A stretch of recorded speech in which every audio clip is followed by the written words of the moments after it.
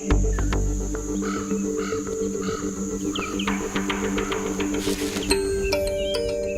the sun rises over the Okanjima Reserve in central Namibia, a grand reunion is about to take place. Empty bowl. Oh, they're all moving. She's a bit nervous there. Well, I would be as well with 4 yobbos sat outside my gate. Okay, 1, 2, 3. For the last 3 months, 4 cheetahs have been learning to survive in a 40,000-acre reserve. Maybe it's his first kill ever. It is his first kill ever. After recovering from her dental surgery, 5-year-old female cheetah, Tongs, is ready to join them. As luck would have it, this morning the group happened to be close to the enclosure where Tongs is being held. Carla's hoping she might rejoin them once she's released. Just when we were about to give up hope, actually, in terms of the 4 actually ever getting to this area, all of a sudden this morning they decided to pitch up here. And we've been waiting this for a while now. It gives us a great opportunity to release Tongs, and hopefully she stays with them. I'm not quite sure if that is going to be the case, but at least it gives her the chance to make the choice. Hopefully this is, going to be the start for her. I mean, these guys, if she can stick with these guys know what to do already, because, a coalition of cheetahs is more successful hunting and getting food than a single cheetah. It will be touch and go. Tongs has now been separated from the group for more than 3 months. There you guys. Dave and Carla aren't sure if any of them now recognise her, even her own brother, Hammer. Hammer, that's your sister. There's no telling what might happen when the gates are opened. Tongs, come. Time to go. Dave and Carla will use a food bowl to lure Tongs out of her enclosure. They've decided to leave it empty, in case it causes conflict between Tongs and the other cheetahs. Come on. Come. Tongs slaps the ground in a defensive threat, warning Dave to keep his distance. Come. Come on. But then, something happens that no one was expecting. Hey. An attack from Hammer. Hammer? After lunging at his sister, Hammer appears to calm down. Let them drink their water. And Tongs approaches Dave and Carla There's a good girl. to investigate the bowl. Sorry, there's no food in there, Angel. It's empty, baby. You got to get your own from now on. Come, guys. While the other members of the group take advantage of the free water, Hammer heads for Tongs once more. Hammer. Hammer. Nice, be nice. Tongs adopts a submissive posture. But when the other males in the group join the attack, she has to run. Hammer.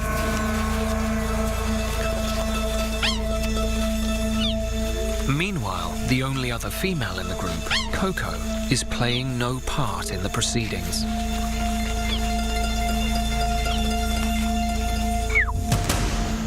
Hammer.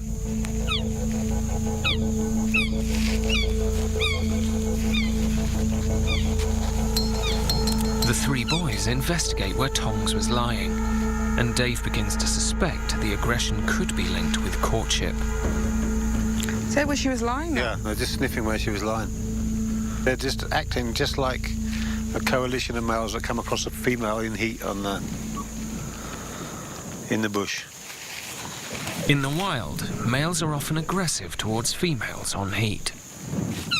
And when the boys attack again,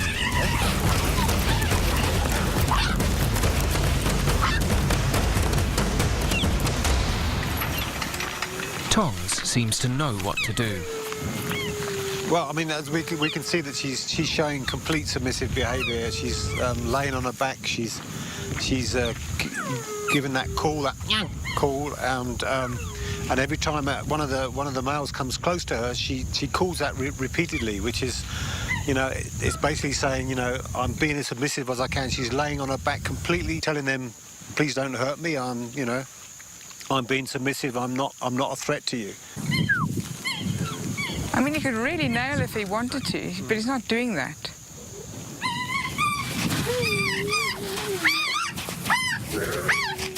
By rolling on her back and presenting the white of her belly, Tongs signals her submission. If things go too far, Dave will step in and try to pull the males away.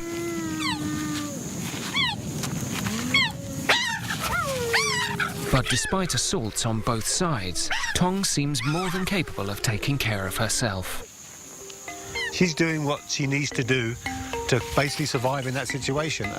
She's taken the occasional swipe at the guys, and I mean, I don't think it's an aggression. It's maybe just to keep them at, that's a little bit further away from. She doesn't want them too close because they are going to probably try and bite her and stuff.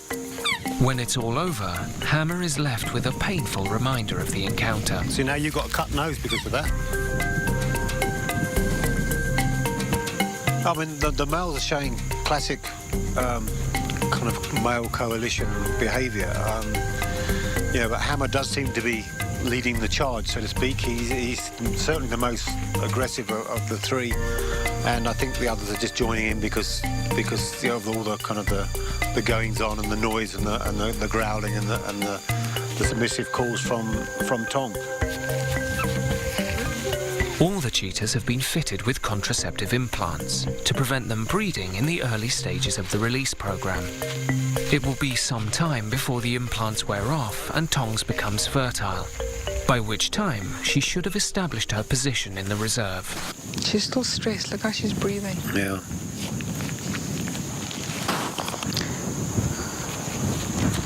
It would actually be interesting to see if they go, if she follows.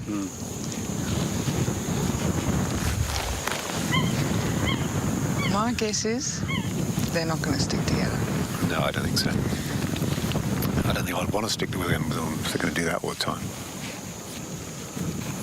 Didn't think they were going to fight like that. I thought they might just get on well and just go hand in hand into the bush. Why do we always believe that it's all going to be nice and cozy and everybody's going to love each other?